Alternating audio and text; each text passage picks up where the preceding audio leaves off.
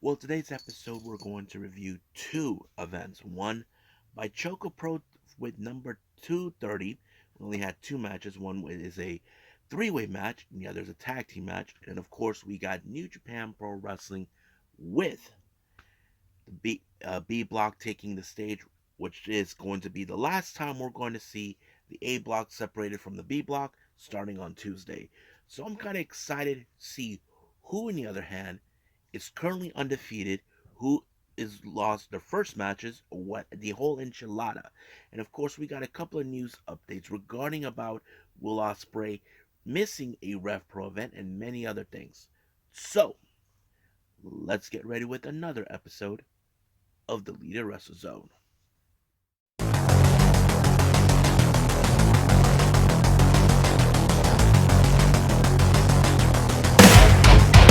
Are you ready?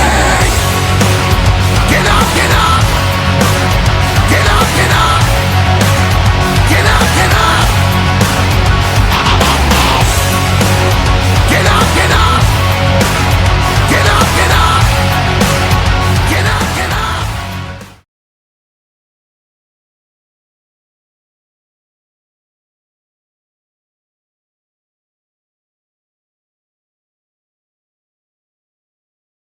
Ready to the Leader Wrestle Zone, all things that is pro wrestling with AEW, NXT, New Japan Pro Wrestling, Impact Wrestling, the National Wrestling Alliance, various promotions, wrestlers, matches, and championships. I am your host, J Rod here. So, before I begin reviewing, I want to apologize to people if you guys notice my voice change. I'm a little sick at the moment, uh, but I'm trying to get better. I have been taking my medication and all that stuff, but everything's 100%. I'm going to try to do less as possible, not to overwork myself due to the fact that I don't want to make things worse for me because last year I was far behind on many of the events that I missed out, but I'm not going to do that this time. Learned my lesson from last year, but I have to say, let's just move on right now to see what I got for you. So, right now, the first one we got is Choco Pro number 230. It opened up with a three-way match. Now, I haven't seen a three-way match for quite some time. We have Sayaka Obihiro versus our current Super Agent champion, Balinaki and Chonchido. Now, keep in mind, Sayaka and Shun do have an opportunity. If they get to pin Balinaki, they could get an opportunity for the Super Agent Championship. However, this was a darn confusion match because you may never know how this ends. If either one pins Balinaki or doesn't matter, they win the match. But this was a very much difficult match in every way possible. But Shunshiro, who is the master, was able to put away Sayako Behiro.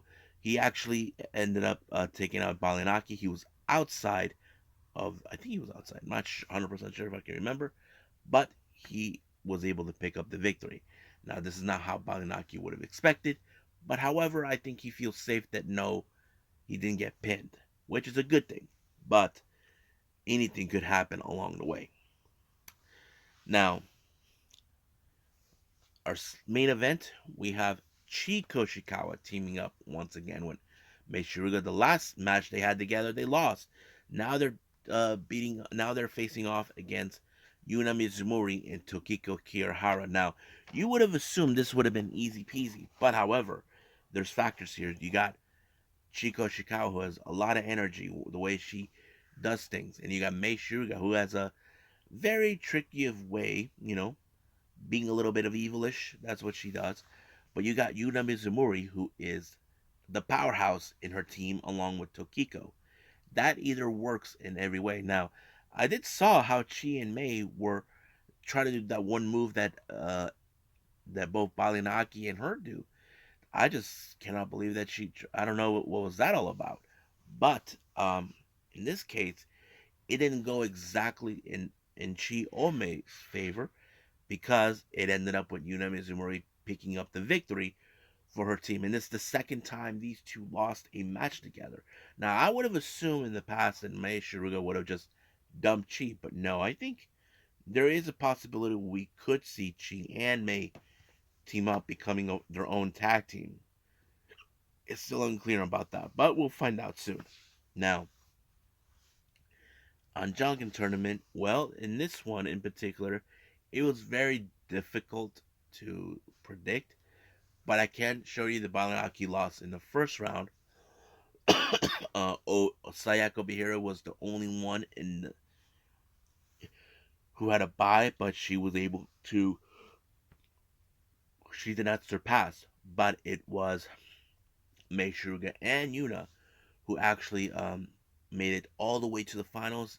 And for the second day in a row, Mei Suruga won the chocolate. So, but at the same time, she gave her half to Chiko Shikawa. So most likely we could see, because I know in the past those two are almost similar, but now it's like things are changing up. But we'll see what happens then. So, as you know, we're not too far off for the next Got to Move event. Today I think it's the 22nd.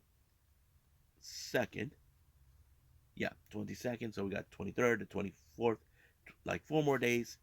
We got to Move's Mei Shuruga's 4th anniversary Apple and Crew. I don't know why they call it that name, but yeah, I'm kind of curious. But right now, let's move on with New Japan.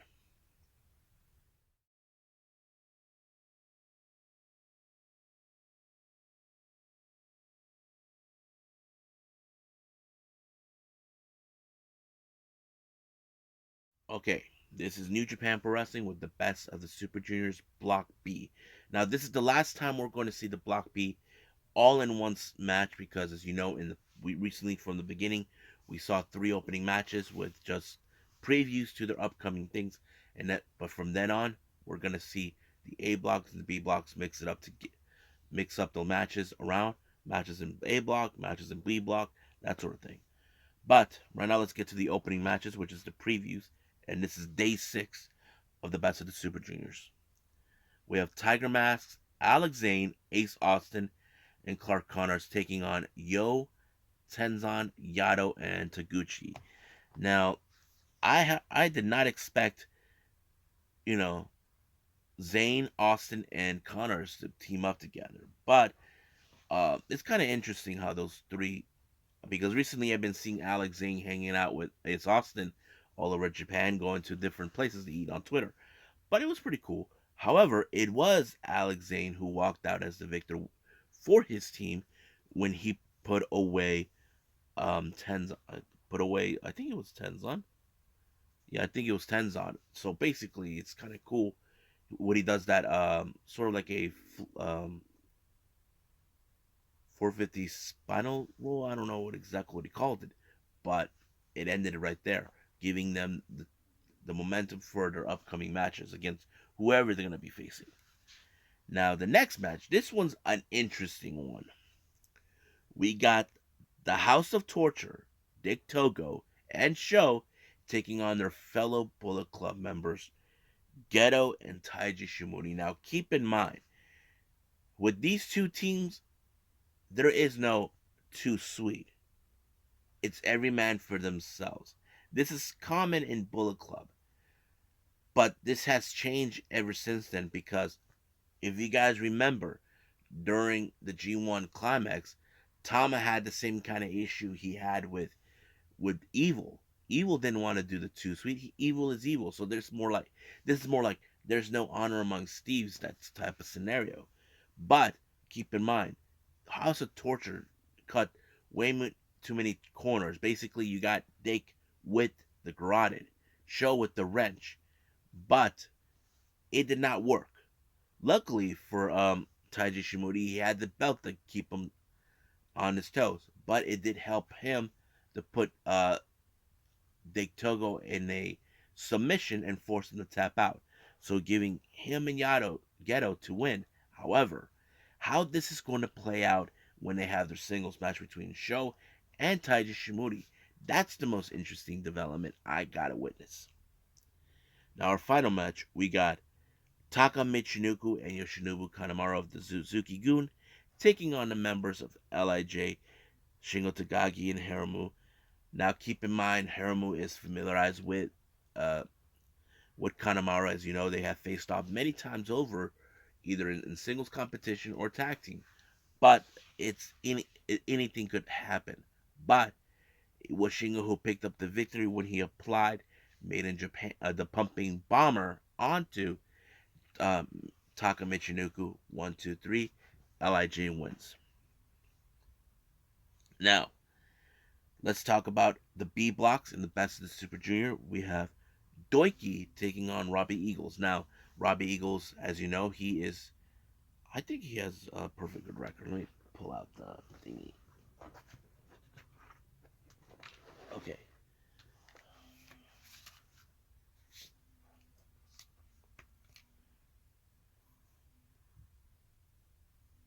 Okay. So Robbie Eagles was currently in 1 win, 1 loss. So basically, it was like that. Doiki, as you know, it's the same predicament. He won his first match on day one, on day two, but anything could change in this possibility. Now, keep in mind, Doiki, on the other hand, only has 1 win. That doesn't mean anything, but he has to pick up. But it was Robbie Eagles who walked out the victor with a very interesting pinfall, giving him 2 wins and 1 loss. So he has a total of 4 points. As for Doiki, well, he only has 2 points. He gets um, 1 win and 2 losses. But we'll see what happens in the upcoming events.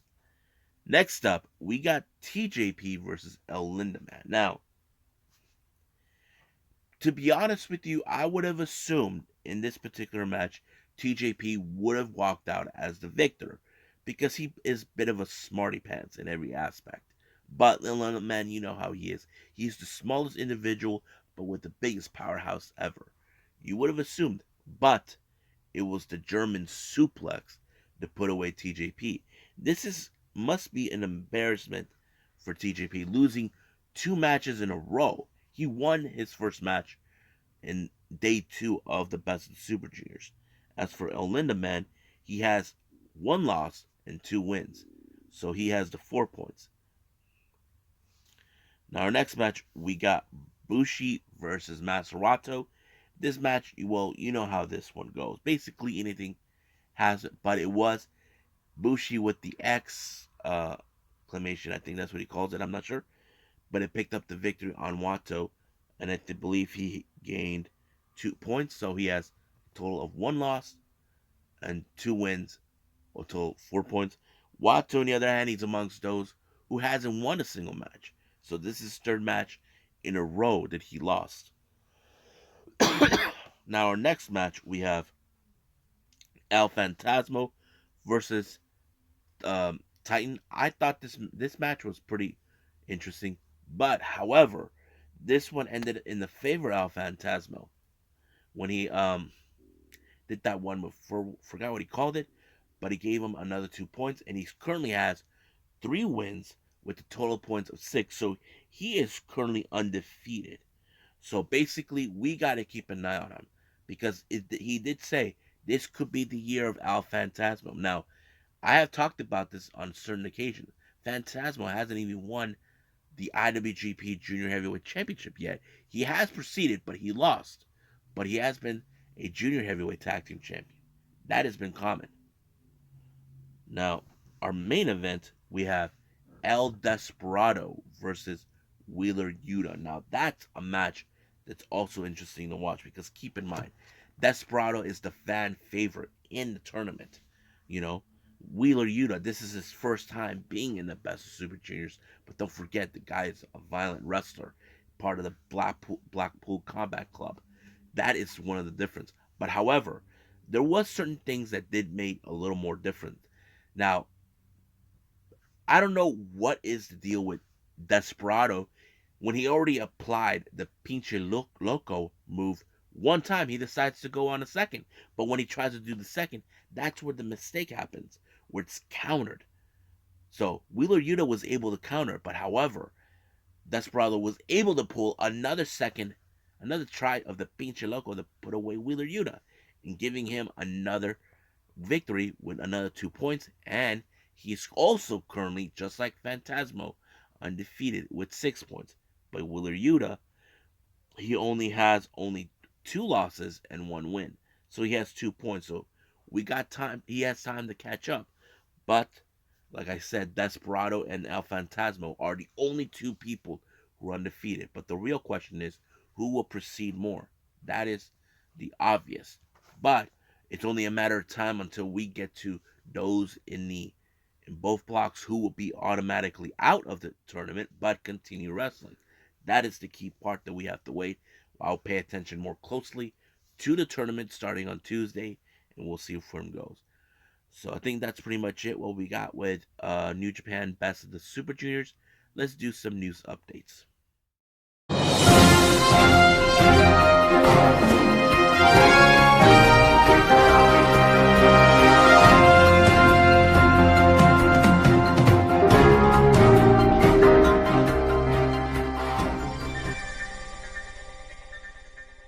This is a bit old, like maybe a couple of days. It was announced that Will Ospreay had to miss the British promotion wrestling Epic, a counter by Ref Pro, due to a kidney infection. Now, I want to be honest with you guys. I don't know what is going on with Will Ospreay. Every single time when something big is about to happen, he's pulled out. I mean, if you guys remember, we were supposed to have him in that match at Dondaku against Tanahashi for the IWGP United States Heavyweight Championship. He wasn't there. I mean, what is going on here? I feel like there's something is wrong with Will Ospreay. Does he's having the worst luck of his life? I don't know. I mean, I think this is the second time this year or third. I don't know how many times, but he missed out, and I think that's kind of weird. But the thing is, this was supposed to be a good match. He was supposed to face against the King, Minoru Suzuki. I was like so bummed out about that. But we'll see what happens. I'm sure we're going to see that match sooner or later, but we'll just wait and see. Now, if you guys are all Japan fans, then you may have heard of the faction known as Evolution. Uh, that's with Sawama, um, Dan Tamaro, and Hikaru Sato. Well, apparently they're developing a female version of this group called Evo Girls. So it's already been apparently, from what I understand, they want to build this. And it's kind of weird because I found a photo on Instagram by Fujimoto from Ice Ribbon where she was given a shirt of Evolution. I don't know if she was an honorary member. I'm not sure. Now you probably ask, why is that important? Well, I'm not sure if they're trying to build like their own version of an all-female version of Evolution. I'm not sure because each of the wrestlers are a lot different in their backgrounds. If you look at Hikaru Sato, he has a background in martial arts. Uh, Dan Tamura, he's a bit of a powerhouse, and Sawama, he's a veteran in the wrestling business. I don't know what it's all about, but it was told it's going to happen. I think they're already in the process. But from my understanding, Sushi Ishikawa has been placed as the producers. So I'm kind of curious exactly how this one's gonna be. I'm not 100% sure, but I'm curious as a fan. Now, for all you Perros del Mar de Japon fans, they're back in Pro Wrestling Noah. Now, Ross, if you guys remember, Nosawa Rangai announced that his contract with he wasn't really like exclusive to Pro Wrestling Noah, but now appears that he re-signed with them, and now the Perros are back. Eita and um, Kotaro Suzuki are back, and they attacked the match for the GHC Junior Heavyweight Tag Team Champions between Stinger members in that Civil War. So it ended in no contest. Keep in mind, Los Perros and Stinger are at war with each other to prove who is the best junior heavyweight Noah Juniors ever. So that's going to continue. But however, Ogawa did stated that he wants the challenge for the Open the Triangle Gate Championship. This is a Dragon Gate uh, belt, but will Dragon Gate allow this? That's a, obviously. Would they sanction this match at a pro? Wrestling No event. I'm not sure, but we will see about that. So I think that's pretty much it. So let's call it a day. Well, I hope everybody enjoys this episode. Coming up, I will do AEW Dark Elevation, but however, I was supposed to do GCW Maniac on this one, but however, due to it was my mother's birthday as well, was not able to watch it. But now I'm gonna be available for the next episode to review it, see how that match goes, and everything else. So, like I said, I'm a little sick, but I'm gonna try to keep this as minimum as possible because I don't want to overwork myself on anything. But we'll see what happens. But also, I don't know when I will be able to see the Hana Kimura tribute show. Um, thing is, uh, been having financial difficulties at the moment, but I'm waiting. And if Watch Pro Wrestling Live were able to put it sooner than later, but if not, then I'll just try to pay for it and watch it because I'm kind of curious to see what took place. Because right now it's almost been 2 years since her passing, and you know, I really want to see how this tribute show goes. That's what I want to know. But for now, I'll see you guys in the next DWZ time. Same DWZ channel. I must bid all of you adieu. So, goodbye. Mwah, and have a nice day. Bang.